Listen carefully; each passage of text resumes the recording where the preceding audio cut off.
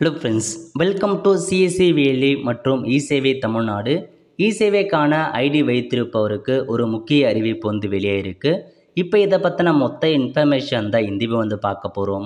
இந்த video skip பண்ணாமல் ஃபுல்லாக பாருங்கள். அது மட்டும் அல்ல, இந்த வீடியோ நிறைய பேருக்கு ஷேர் பண்ணுங்க. ஓகே, அதாவது திருவள்ளூர் மாவட்டத்தில் உள்ள அனைத்து தனியார் மற்றும் அரசு இசேவை மையங்களில் பணிபுரியும் பணியாளர்கள் பட்டா மற்றும் இதர சான்றுகள் கோரி விண்ணப்பம் செய்ய வரும் விண்ணப்பதாரிடமிருந்து விண்ணப்ப கட்டணமாக அரசு நிர்ணயம் செய்த தொகையை விட கூடுதலாக ரூபாய் 200 வரை கோரப்படுகிறது எனவும், மேலும் பட்டா மற்றும் இதர சான்றுகள் கோரி வரும் பொதுமக்களிடம் தாங்களே சம்பந்தப்பட்ட அலுவலகத்திலிருந்து பட்டா மற்றும் சான்றுகளை பெற்று தருவதாக கூறி அதன் மூலம் அதற்கு ஈடாக தொகையினை பெறுகின்றன எனவும் மாவட்ட நிர்வாகத்திற்கு பொதுமக்களிடமிருந்து தொடர்ந்து புகார்கள் வந்த வண்ணம் உள்ள அப்படின்னு சொல்லியிருக்காங்க.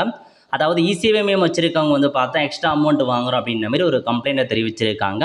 அது மட்டும் இல்லாமல் நாங்களே பார்த்தேன் இந்த பட்டாவுக்கு மாதிரி தரோம் அப்படிலாம் சொல்லி எக்ஸ்ட்ரா அமௌண்ட் வாங்குற மாதிரி தெரிவிச்சிருக்காங்க. இப்போ என்ன சொல்லியிருக்காங்கன்னா, விண்ணப்பதாரிடம் விண்ணப்ப கட்டணத்தை விட கூடுதலான தொகையினை பெறுவதும் பட்டா மற்றும் இதர சான்றுகள் பெற்றுத்தருவதாக இடைத்தரகர் பணி மேற்கொள்வதும் சட்டத்திற்கு புறமானதாகும்.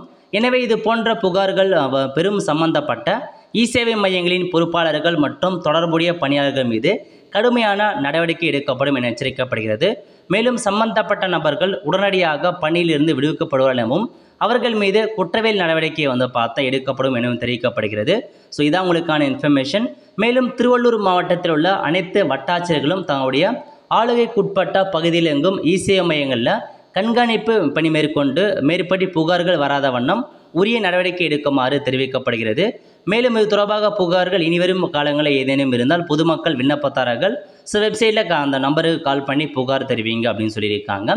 இது திருவள்ளூர் மாவட்டம் மட்டும் இல்லைங்க, இன்னும் ஒரு சில மாவட்டங்கள்லையும் இந்த மாதிரி ஒரு அறிவிப்பு கொடுத்துருக்காங்க.